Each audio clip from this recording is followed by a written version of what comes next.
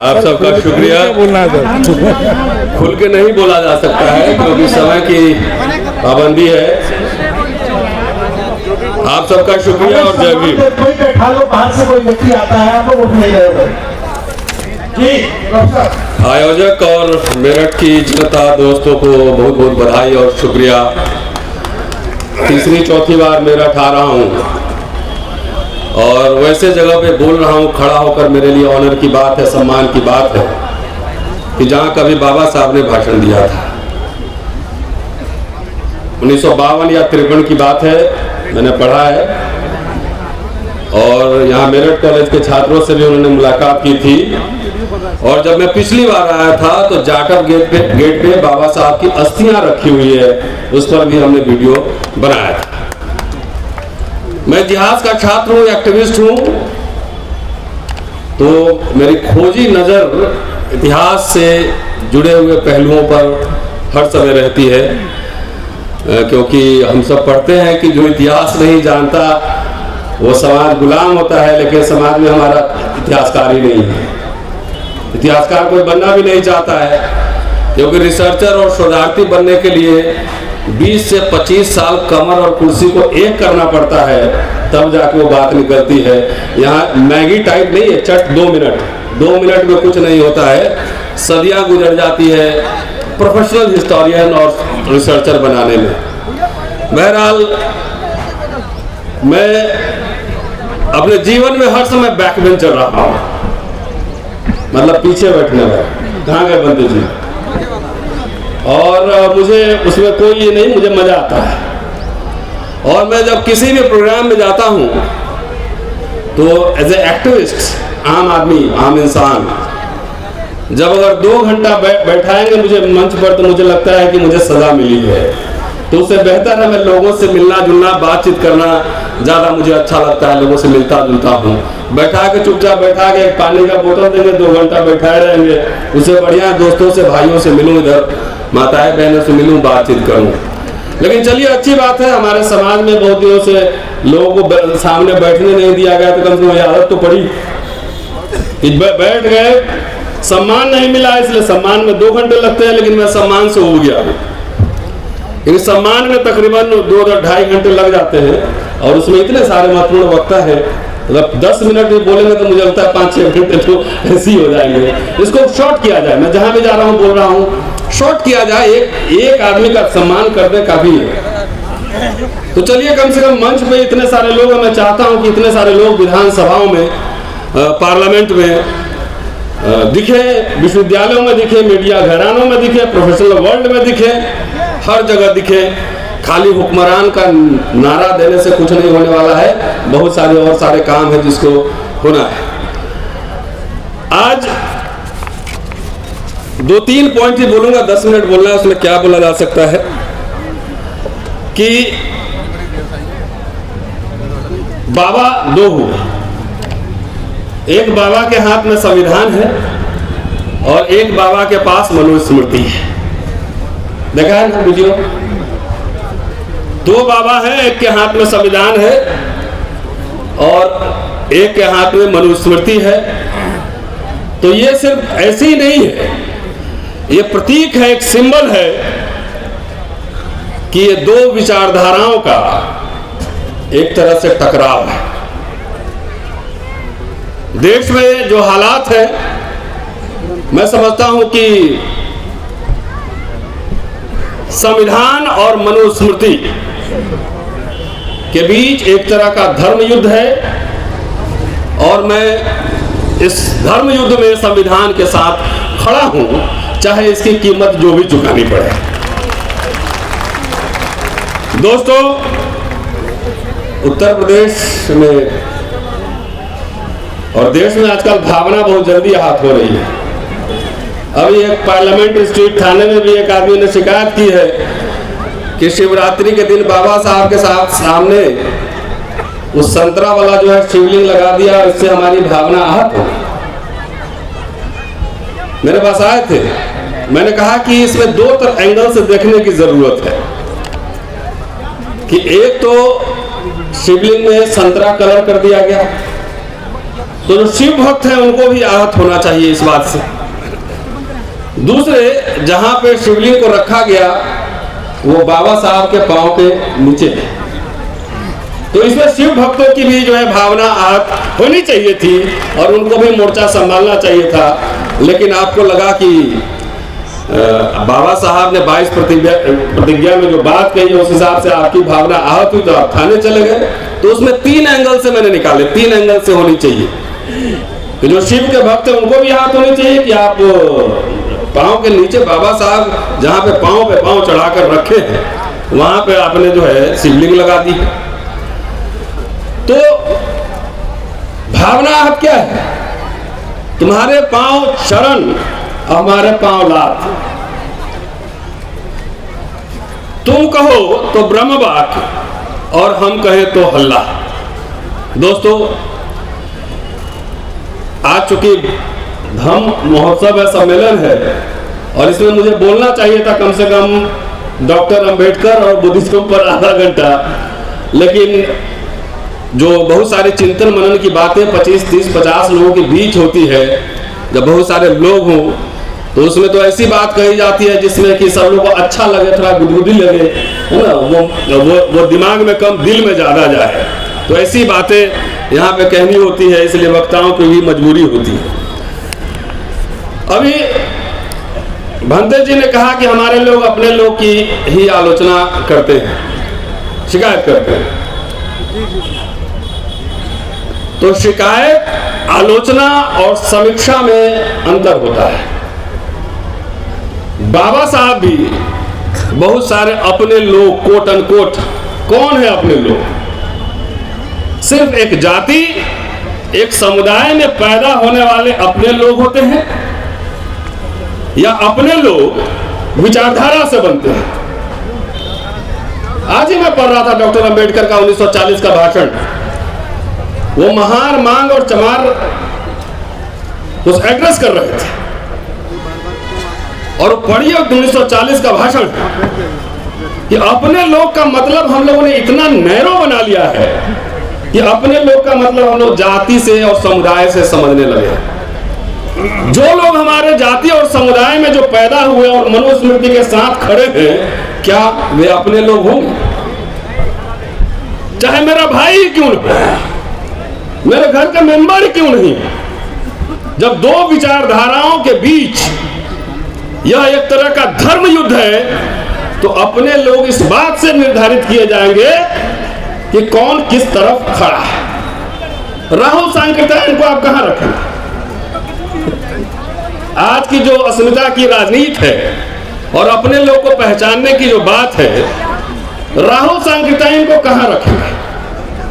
Doctor Ambedkar के college में बहुत ब्राह्मण टीचर भी थे, उनके दोस्त भी थे।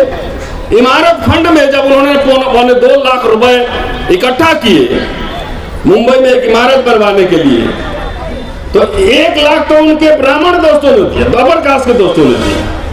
तो अपने लोग को उसकी समीक्षा जरूरी है और इसलिए जरूरी है कि आजकल मैं समीक्षा कर रहा हूं कि जो अपने लोग के नाम पर हमारे लोगों को गलत इतिहास पढ़ाई जाए, गलत दिशा में भेजा जाए, सिर्फ भाषण और नारा दिया जाए, तो ऐसे समय में हमारे जैसे आम लोगों की जिम्मेदारी है कि अपने लोगों की समीक्षा करें और समाज को सही इतिहास, सही सूचना की जानकारी दी। अपने लोग का एक बड़ा नेता है आजकल, बहुत लंबा लंबा बोलता है और कहता है करोड़ों रुपया चंदा इकट्ठा करते हैं। उससे एक पत्रकार ने पूछा कि बहुत लोग सवाल उठा रहे हैं कि स्कूल, कॉलेज, यूनिवर्सिटी नहीं खोले, तो उस नेताजी का कहना था, जो सोच लीजिए जरा बुद्धि, यूनिवर्सिटी खोलते थे तो सरकार का काम है, हमारा काम नहीं। अगर बात तो सही है कि सरकार का काम है, लेकिन सरकार अगर शिक्षा से अपनी हाथ पीछे खींच ले तो इसका जवाब बताओ। क्या चाहते हो कि हमारे लोग के कोट पैंट टाई उतर जाए, जाके गांव में जो है मजदूरी करें, उनके बच्चे पढ़ें, और जिससे चंदा लेते हो उनसे पूछो कि उनके बच्चे सरकारी स्कूल में पढ़ रहे हैं क्या? तो चंदा लेते हो उनके बच्चे पढ़ रहे हैं अंग्रेजी स्कूल में। अब तुम्हारे कोई जिम्मेदारी नहीं है। मैं राजस्थान में था 2-3 दिन पहले, वहां मैंने जाकर देखा, वहां अम्बेडकर संस्थान का हॉस्टल जाकर कभी विजिट करके देखिए, मैंने वीडियो ही बनाया उसमें। एक एक चीज ट्रांसपेरेंट है। इस समाज ने ऐसा नहीं है कि समाज ने दिया नहीं है। एक पढ़ा लिखा मिडिल क्लास है, बहुत दिया, उतना दिया कि उतना में तो एक द्वीप खरीद के एक देश बना लिया रहता है। लेकिन भाषण देंगे, और आप लोग को भी ये कह रहा हूं कि आप लोग गुदगुदी वाला भाषण में ताली पीटने का आदत छोड़ दीजिए। इस देश का हुक्मरान बनना है तो ताली लग रहा है, कैसे बनना है जरा बताना। यूरेशिया भेज देंगे, ब्राह्मण को विदेश भेज देंगे, विदेशी है, कैसे भेजोगे बताना जरा। पाकिस्तान से बात किए हो, बड़ा टफ बॉर्डर। अफगानिस्तान से बात किए हो, टफ बॉर्डर है। ये फालतू के नारों से बचो। बाबा साहब की पूरी किताब पढ़ लीजिए। जो लोग पूरा आंदोलन चला रहे हैं कि ये विदेशी है, ये मूल निवासी है, और कुछ नहीं, आपको गुमराह करके आपसे चंदा वसूल रहा है। मूल निवासी का पूरा कॉन्सेप्ट जब संविधान बन गया तो वो खत्म हो गया। कौन भारत का सिटीजन है? The question of citizenship has already been decided. कौन भारत का जो है सिटीजन है, बाबा साहब ने ऑलरेडी डिसाइड संविधान में किया हुआ। तब एक नया डिस्कोर्स खड़ा करना, इसका मतलब आपको दिखाना कि देखो ऊपर कौवा है, ऊपर देखे कौवा, हाथ से रोटी छीन लिया। तो गुदगुदी वाला भाषण सुन के खूब ताली बजा रहे हैं, सरकार बना देंगे, ये कर देंगे। अरे जब पांव के नीचे से जमीन खिसक गई, 10-20 साल ठहर जाइए। जितने पढ़े लिखे बाबू लोग हैं ना, बेटी के ब्याह करने के लिए जो लड़के नहीं मिलेंगे, दावे के साथ कह रहा हूं, नोट कर लेना। इसलिए कि सारे कुछ निजीकरण हो रहे हैं। स्कूल, कॉलेज, यूनिवर्सिटी, जिस आरक्षण से एक मिडिल क्लास तैयार हो रहा था, उसको पूरा नस्तनाबूद कर रहा है। पार्लियामेंट नहीं करेंगे, सड़क पे नहीं उतरेंगे, कुछ नहीं करेंगे इस मुद्दे पर। शिक्षा खत्म है, रोजगार खत्म है, बेरोजगारी है, इस पे बात नहीं होगी। खाली किस पे बात होगी? हुक्मरान बनना है, संसद के गुंबद पे बैठ के झंडा फहराना है, और वहां से दूरबीन से अफगानिस्तान तक का शासन करना है। कितना अच्छा लगता है आप लोग सुनने में? फैंटेसी, ड्रीम गर्ल फिल्म है ना। बहुत रात में सोते होंगे तो लगता होगा पूरा ये आरएसएस के लोग फैलाते हैं चुनाव के समय गांव-गांव में, और खासतौर से दलितों में और पिछड़ों में, कि ये मौलवी साहब पाकिस्तान चला जाएगा ना तो हवेली और जमीन तुम्हारा ही होगा। खूब गुदगुदी लगता है कि हमारा ही होने वाला है। आज तक 4 मुसलमान को पाकिस्तान भेज पाए। उसी तरह उसका एक दूसरा चैप्टर है, दूसरा पहलू दलित एडिशन आरएसएस का। वो सारी एनर्जी इसी में लगा रहा है कि इसको यूरोशिया भेज देंगे, ब्राह्मण विदेशी है, और आप गुदगुदी हो जाती है, चले जाएंगे तो सारा माल हमारा होगा। तो ये दीवा स्वप्न हटा दीजिए। कोई कहीं नहीं जा रहा है। जो इस देश में पैदा हुआ है यही रहेगा। असली लड़ाई आत्मसम्मान, स्वाभिमान, सम्मान के साथ जीने की है। संसाधन में भागीदारी है, शिक्षा है, स्वास्थ्य है, यूनिवर्सिटी है, कॉलेज है। ये नहीं इतना बड़े बड़े पंडाल देश भर में कार्यक्रम हो रहे हैं। आज मैं इस मंच से यह आह्वान कर रहा हूं कि अगर आज बीजेपी आरएसएस शासन में है तो राजनीति और चुनाव की वजह से नहीं। उनके स्कूल, कॉलेज, यूनिवर्सिटीज, संस्थाएं खुली हैं, उसमें लीडर पैदा होते हैं। चुनाव तो खाली बाई प्रोडक्ट है। इतने सारे बाबा साहब के एक दिन जयंती नहीं मनाएंगे, बड़े बड़े पंडाल लगा के, तो क्या हो जाएगा? बाबा साहब का महत्व कम हो जाएगा क्या? ये तो 10 साल में ज्यादा हुआ। इतने पैसे बचा लीजिए और सारे पैसे बचा के एक ऑक्सफोर्ड के टक्कर का यूनिवर्सिटी खोलिए, नेता वहां से पैदा होगा, तब हुक्मरान बनेंगे। एक जेएनयू अपना खोलिए ना, तो हमारे नेता और चंदाखोर और धंधाखोर के एजेंडा में ये बात नहीं है। वो समझता है कि खाली चुनाव जीत के हुक्मरान बने। अरे एक सीए तो ढंग का है नहीं आपके समाज में, तो खीरा चोरी के आरोप में जेल चले जाओगे। हीरा चोरी इंग्लैंड में फोटो खिंचवाता है, हवेली में रहता है, तो हवा में मत उड़िए। सुजीत बैठा हुआ है अपने समाज का वहां भानु प्रताप जी बैठे हुए हैं, 10-20 लॉयर है जो गाउन फहरा के जाके चीफ जस्टिस कोर्ट में अंग्रेजी में बहस करता हो, आप हुक्मरान बन लोगे, कैसे बनो? ये गलतफहमी पालिए, आज से जाइए, सोचिए। ये मीठा दवाई हम नहीं देते हैं, कड़वी दवाई देते, जाके सोचिए कि आप जो पैसा खर्च कर रहे हैं, आपका बच्चा अंग्रेजी स्कूल में पढ़ रहा है कि नहीं पढ़ रहा है। और भक्ति और डांस करने से ज्यादा बेहतर है अंग्रेजी देवी को सलाम कीजिए, उनकी पूजा कीजिए। अंग्रेजी नहीं पढ़िएगा तो भक्त होके खाली डीजे पे डांस करते रहिए और कुछ नहीं कर पाइएगा। ये बात कहने आया, दिमाग पे जोर दीजिए। मुश्किल काम में थोड़ा एनर्जी लगता है और मीठा मीठा लड्डू घप घप खा लेते हैं।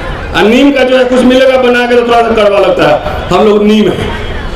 अगर बाबा साहब के पूरे अंतिम बात कह रहा हूं, बाबा साहब में खूब नारा लग रहे हैं, बाबा साहब के राइटिंग्स पढ़िए। मैं महाराष्ट्र में जाता हूं तो बाबा साहब के ऊपर बोलने से पहले 3 मिनट तो उनके गुणगान में महाकारुणिक, महाबोधि, तमाम तरह की बात होती।